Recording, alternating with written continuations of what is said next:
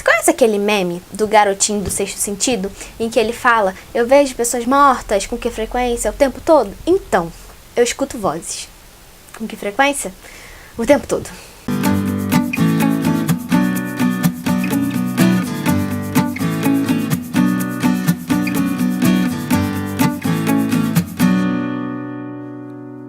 Muitas vezes a gente tá lendo e a gente pensa assim, nossa, parece que esse personagem está falando comigo, parece que eu consigo ouvir a voz desse personagem. E encontrar as vozes desses personagens é uma coisa muito importante. Eu sei que não sou a única escritora que brinca, que escuta as vozes dos personagens, mas isso vai muito além de só você ouvir o personagem falando no seu ouvido, não é isso que a gente quer dizer. Quando a gente fala que escuta as vozes dos personagens é porque a gente consegue entender o que eles querem nos dizer, o que a gente quer que eles digam e às vezes a gente fecha os olhos e parece que as palavras vêm fluindo no nosso cérebro.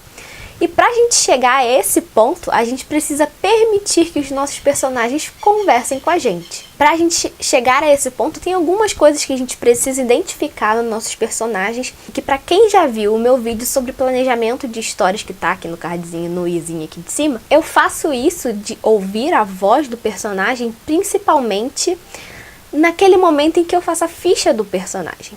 Porque aqui tem alguns pontos, 4 para ser mais específica, em que eu presto muita atenção ao que os meus personagens querem dizer para que isso facilite na hora que eu vou escrever. E os pontos são o modo do personagem de pensar, o vocabulário que ele usa, personalidade dele e a vivência que ele tem. Nossa, ficou difícil.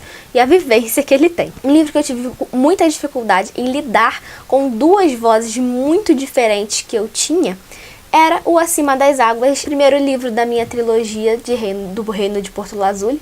Vocês vão conhecer em breve, mas lá eu tinha personagens com vozes totalmente diferentes. E eu vou mostrar pra vocês como funcionam esses 4 passos para eu dar voz a esse personagem com a experiência que eu tive no reino. Primeiro, que é o modo de pensar, vai ter a ver com muitas coisas, com os valores, com os gostos, com os sentimentos e várias outras coisas que o personagem estiver sentindo, que o personagem carrega com ele. Então, a Erika, ela tinha um modo de pensar totalmente diferente do Giovanni. E o modo de pensar da Erika, de ver a vida dela, incidia muito fortemente no vocabulário dela. Então, os 4 pontos são 4 coisas que estão muito interligadas, tá?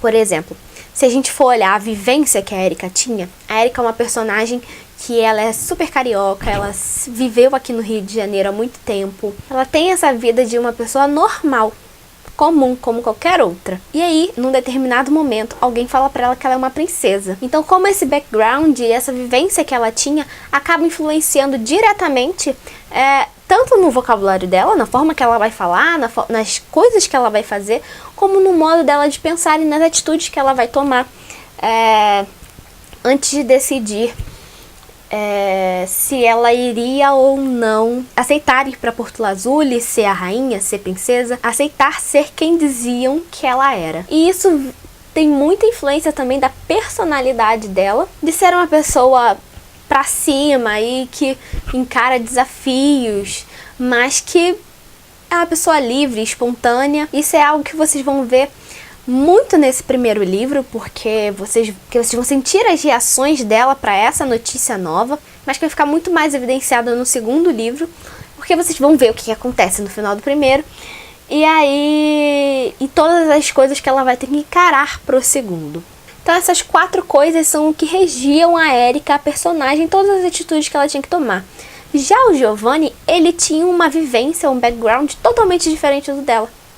Ele é um príncipe, ele sempre foi um príncipe, ele foi criado na família real e ele se vê sem a família dele, ele perdeu a família dele num acidente muito trágico e a partir daquele momento ele se tornou o príncipe herdeiro, o próximo da linhagem real. Ele era o último da linhagem e ele se tornou o próximo, ele já tinha que assumir.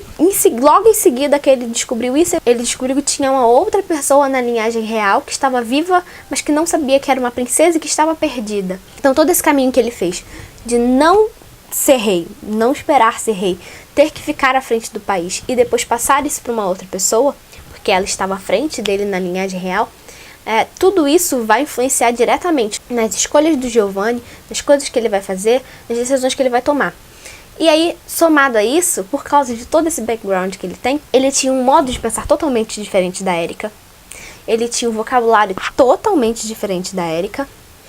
E uma personalidade mais diferente ainda. E era muito difícil pra mim trocar de um pro outro, porque o livro é narrado pelos dois personagens. E uma coisa que me ajudou muito pra fazer isso foi preparar playlists pros dois personagens e sempre ouvir a playlist enquanto eu escrevia. Porque como eu dividi o livro? Ele é dividido em 3 partes, e a primeira parte é narrada pelo Giovanni.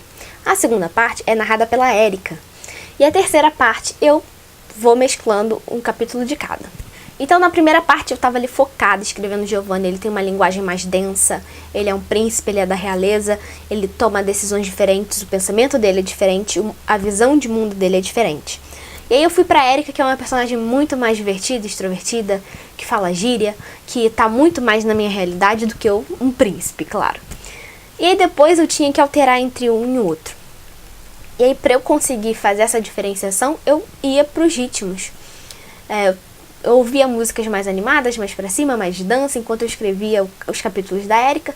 E quando eu escrevia os do Giovanni, eram músicas mais melancólicas, mais de pensar sobre o amor, pensar sobre o mundo, e que me ajudavam a me colocar com os pensamentos alinhados aos pensamentos deles, dos personagens. Então é isso, se você aí tá com esse sonho de escrever um livro, tá começando a escrever o seu livro, ou se você só quer fazer isso para se divertir, quer escrever uma fanfic, por exemplo, é muito importante que você preste atenção nessas coisas, nesses 4 pontos, e que você consiga dar voz aos seus personagens, porque quando você escuta a voz desses personagens, a sua história flui com muito mais facilidade. Muito obrigada a você que assistiu esse vídeo, eu espero que ele de alguma forma te ajude a escrever sua própria história, ou que você possa ter gostado de ver como é que funciona um pouquinho do meu processo de desenvolvimento e que você fique um pouco mais ansioso para poder ler o livro da Princesa Erika e do Príncipe Giovanni. Não esquece de curtir o vídeo, de deixar o seu like aqui no canal e de mandar para todos os seus amigos literários, aqueles que estão tentando escrever um livro, aqueles que só gostam de ler livros também. Um beijo e até a próxima!